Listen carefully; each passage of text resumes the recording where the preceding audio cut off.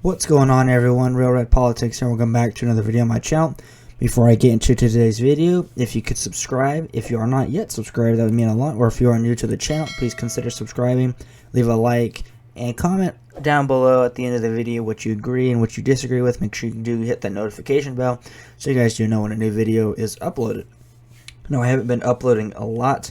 As you guys know, I was getting over a concussion few weeks ago, which put me out for a little bit, and I've just been working a lot. For those of you who don't know, I am a baseball sports official, so I've been officiating baseball games, and I got the concussion from a foul ball to the head.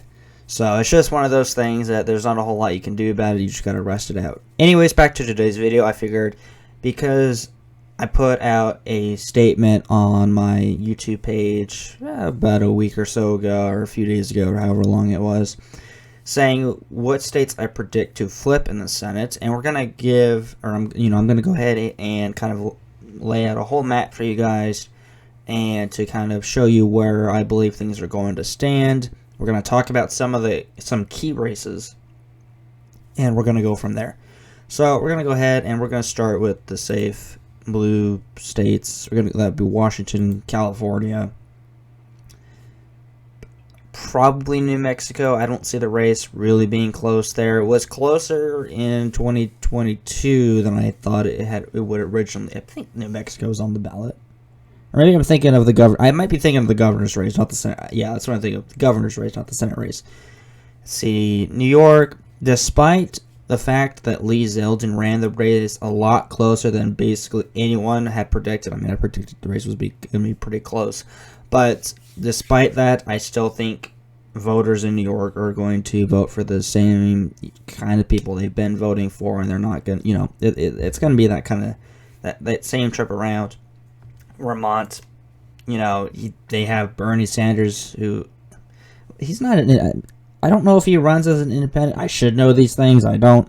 But, far left, Democrat. He's a Democrat, not an independent, if I'm not mistaken. Massachusetts, Rhode Island, Connecticut, New Jersey, Delaware, and Maryland, all of these states, despite the fact, I think it was Maryland that had a quote-unquote Republican governor, Larry Hogan, who was a liberal Republican. He wasn't, he wasn't really a Republican. He was a rhino.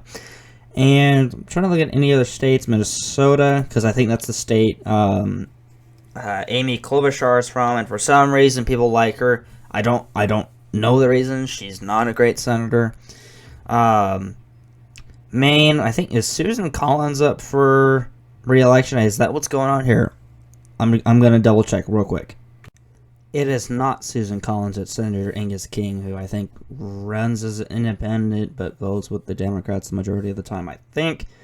Anyways, he's up for re-election, and I'm pretty sure he's probably going to get his third term in office there in the state of Maine. So I don't know a whole lot about the guy, and, unless it's a close race, I'm probably not going to look into, I'm not going to look in every state. But, if it's going to be a close race, or what I think will be a close race, or even a possible flip, then, yeah, I'll probably go into more in depth about that. So, because Angus King runs as an independent but votes with Democrat, we're gonna add like an independent tab, so to speak. So we're gonna put Maine like that. Alright, so now we got the rest of the states. We got the states of Montana, North Dakota, Wyoming, got the rest of these kinds of states, and so we're going to go over, especially the close states, and, I can't forget Hawaii. I always forget Hawaii. I don't know why I always forget that state. Probably because it's all the way down below the map. Anyway, so let's transition to the safe red states. So, we're going to put Wyoming in there, North Dakota, Nebraska, I don't remember who's running for the Senate there, but, I'm pretty sure, he'll carry the state. I think no problem. You got Utah. Nevada is an interesting one because Adam Laxalt was running in Nevada. He ran a very close campaign, and I know I'm supposed to be focusing on the safe red states, but, I don't know that Nevada will be a safe red state. I think it's I think it's possible that whoever's in there could flip the state to red if they don't already have a Republican senator. I'm going to double check Nevada real quick. Okay, so yeah, they don't have a Republican senator. I think Jackie Rosen is up for re-election, or if she is running for re-election, I don't know. And so, I think because Adam Laxalt had the race so close, I think it's very possible that another Republican candidate, if he gets the funding he or she needs, I think it's very possible the state could run, really close. Catherine Cortez Masto almost lost her race. She should have lost her race, but, I just don't think the funding for Adam Laxalt was there. And, I'm not going to kind of go into other, election issues right now, because that's not what this video is focusing on. So, with everything in mind, with it being a presidential year, I'm going to put it as a tilt red. And like I said, I should be focusing on safe red states, but we're just going to go through each individual states. Texas is going to be likely. I don't know that as much as I like Senator Ted Cruz, and as much as he's improved as a senator over the years and as a politician, I don't know that the state will be a safe red state. I am confident it will be it'll be within probably 5 to 8 points if I had to guess. But I'm not going to be surprised if it goes to safe red, because when Senator Cruz, I think he was reelected or elected or whatever, people had some, concerns about him in the sense, he had the nickname Lion Ted for, a long time. I don't think he has that same status anymore. He's been pretty consistent on the issues. He's been, going really hard on the border crisis. He's pretty strong in the Second Amendment. He's pretty good on domestic issues. He backs the police and all that kind of stuff. So he's been a pretty consistent senator for the past few years. And I think people in Texas have grown to like Ted Cruz, despite what some people may say. State of Missouri, safe red. Tennessee, safe red. Mississippi. I'm going to put Florida. I think, if I remember, Rick Scott's running for another election term because Marco Rubio, that his term was in 2022, so I think Rick Scott's up. I think he's going to have no problem with the state of Florida. West Virginia is where the one Democrat senator in the red states is up for re-election, and for some reason I can't remember his name. Give me just a second. Joe Manchin, he's up for re-election in the state of West Virginia, and because he's been caving into Biden, despite him saying he'll stand up to him.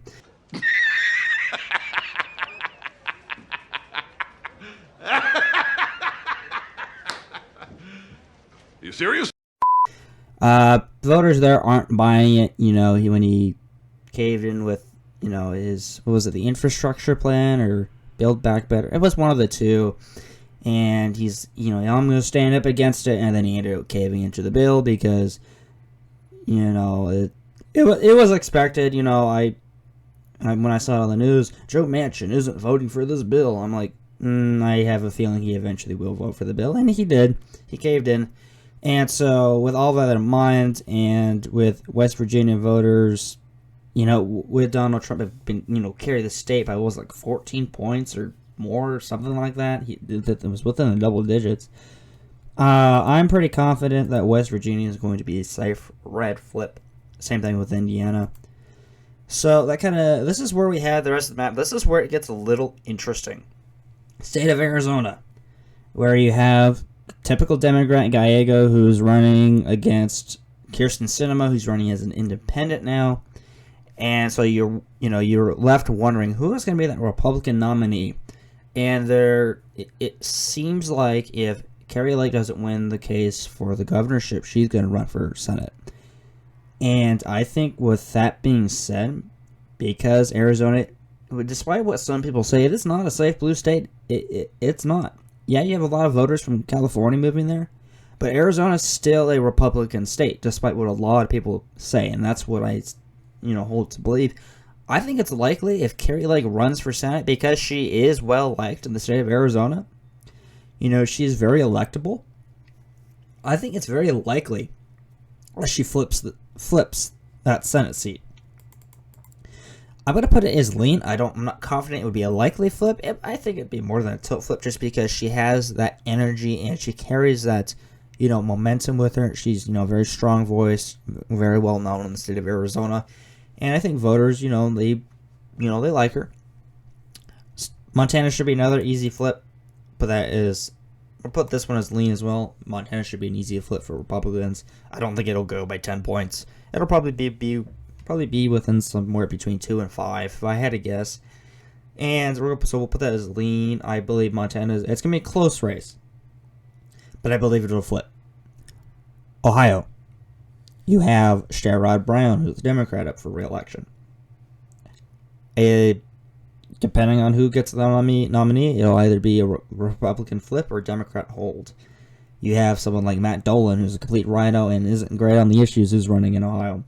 You have someone named Bernie Moreno, something like that, who's running, who's somewhat better on the issues than, say, someone like Matt Dolan. And the GOP in Ohio is, they're somewhat competent.